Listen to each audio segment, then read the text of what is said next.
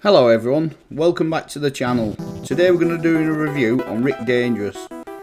Rick Dangerous is a platform game developed by co-design for the Acorn, Amiga, Atari ST, Amstrad CPC, ZX Spectrum, Commodore 64 and MS-DOS. The game was released in 1989 and published by Microprose on the Firebird software label in the UK and on the Microplay label in America. It was also published in Spain by Irby Software. Later, it was released with two other games, Stunt Car Racer and Microprose Soccer on the Commodore 64 PowerPlay 64 cartridge. The game was followed by a sequel, Rick Dangerous 2, in 1990. Loosely based on the Indiana Jones film franchise, the game received mixed reviews from critics.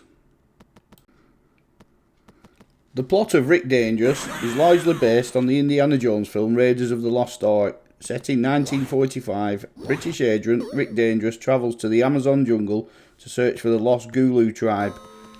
His plane crashes in the jungle, and Rick must escape from the enraged Gulu. When the game starts, Rick finds himself in a cave running from a rolling boulder, a famous scene from the Indiana Jones film. Armed with a pistol and dynamite, Rick must fight hostiles and evade traps in 3 more levels. The second level of the game is set inside a pyramid located in Egypt. In the third level, Rick must venture to the Nazi stronghold of Schwarzendampf Castle to rescue captured Allied soldiers. The rescued soldiers tell him that the Nazis are planning a missile attack on London. Therefore, in the last level, Rick must infiltrate their secret missile base. Rick can jump and climb, as well as carry a limited amount of dynamite and ammunition for his gun. This gun is Rick's primary means of disposing of enemies. Most traps throughout the game that can kill Rick can also kill his enemies, which can be to the player's advantage. The dynamite sticks that Rick carries are generally used for solving puzzles, such as through exploding certain blocks. Some of them fly towards the explosion, potentially killing Rick in the backfire. Rick is also armed with a pogo stick that allows him to paralyse enemies.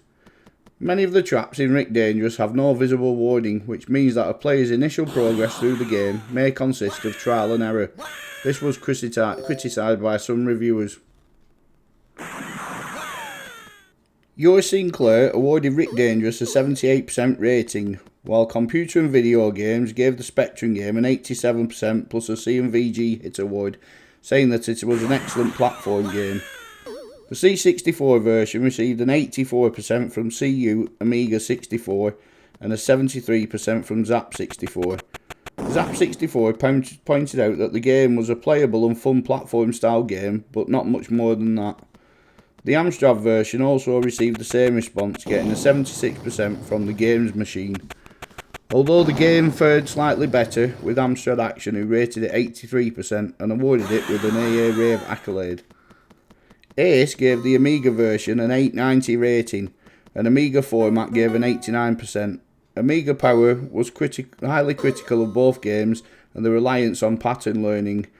The Atari ST version received positive reviews, 88% and 87%, from the One for 16-bit games and Computer and Video Games respectively. The One magazine opinion that Rick Dangerous was one of the best 16-bit arcade games at that time. Game developer David Cage considers Rick Dangerous to be his favourite game.